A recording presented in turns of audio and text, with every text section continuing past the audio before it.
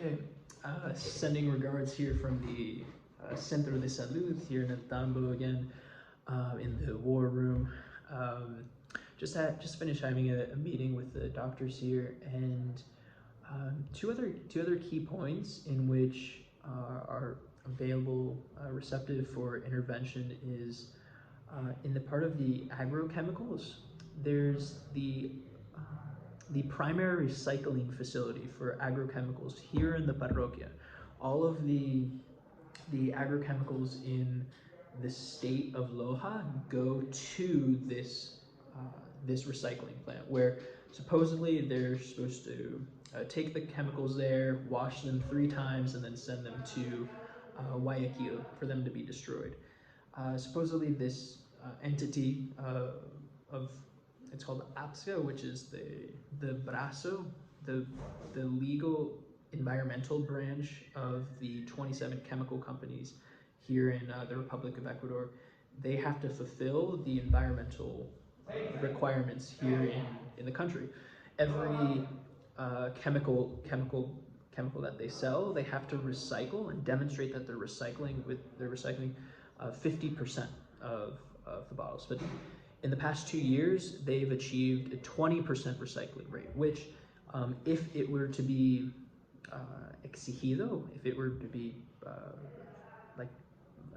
exigido, excuse me, the word, they wouldn't be allowed to sell chemicals anymore. So we've tried to push this through the local government, say, hey, help us out to assist in collecting these bottles, but it's it's little entity against a big group, and there isn't really the right legal representation to insist. We've asked them for help before.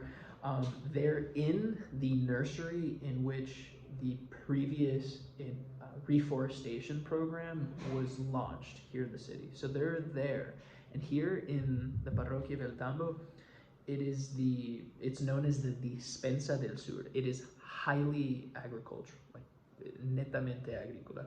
So what we're trying to do in here, in coordination with the Centro de Salud, the Ministry of Health, is to create a fund, like a small program that would bring in a medical professional that can diagnose the impacts of these chemicals that are being used for food and by the farmers fumigating. So there can be a responsibility from these chemical companies on the public health of the people that they're impacting. So now we can go in with a sort of 2-pronged approach by the environmental responsibility and the responsibility of health, which are constitutional rights here in the Republic of Ecuador. So this is a very interesting point, because the majority, the mass population of here of the Parroquia of El Tambo, which is the largest rural city in the state of Catamayo, are farmers. So this is something that's of high interest. So moving on to the second point, here there's a high index of teenage and youth pregnancy, and a lot of times it's interfamiliar, right? Because it's rural, sometimes these things happen, and the doctors, what they don't have the right equipment to be able to serve their population. Like what we were just chatting about was in these programs, like having the implants, like birth control implants. They say here in this city, like 5 a month is enough. But here, which is something that's really simple that can be intervened, through a foundation, through an effort. Hey, we're going to bring in for the public health sector these support, these equipments, and these like implants for to reduce this index, this statistic for teenage pregnancies in the area. So from there, the team of doctors can go into these specific indexes and intervene, and we can have clear like problem, solution, result here. The Ministry of Health, I can say they have excellent data collection, probably the finest in all the ministries active here in the parroquia and in the state. only rivaled by, I'd say, the Ministry of Social and Economic Inclusion, who work mostly with elder people and the youth and women. Yes. So here we're today we are Thursday, December 16th, I believe, 2021, and the doctors are at work now. We mentioned with Sarah just to get a nice photo in with everyone, and yeah, I mean the idea here, just to restate, is just to create an inclusive and enabling environment to facilitate progressive change, like harmonious integrative change through the local institutions. We don't want to come and be like, we know what to do.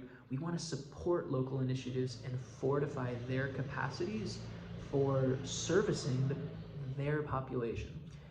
And at the same time, giving opportunities for work and labor of the locals. There's qualified professionals here, but there aren't the jobs to put them to work. So what do they have to do? They have to travel to Quito or travel and hope they find a job. Or if anything, they illegally immigrate to countries like the United States or abroad to find jobs. But you're leaving your land abandoned or selling it, and at cheap prices, so we want to be able to support the human condition, fortify the environmental, fortify the environment and help the people serve and fortify their communities and build spaces that just facilitate, community, education, research, service, here where we go. So I believe that's it for now. Here, they have amazing data. Right now, they're working on their end of the year reports. One of Doctora Soraya, she's like the boss of all the doctors and nurses here. She's going to be transitioning out. We had great term working in nutrition programs, teenage pregnancies, going in. It's called Médico Rural, going to homes that are really high in the mountains and treating the families there. So yeah, just a great experience. There's going to be some other excellent doctors as well that we just want to continue continue supporting, but in a better way. Yeah.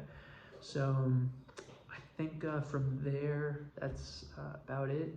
Sending my regards here from the Parroquia of El Tambo, and see everybody soon. Take care.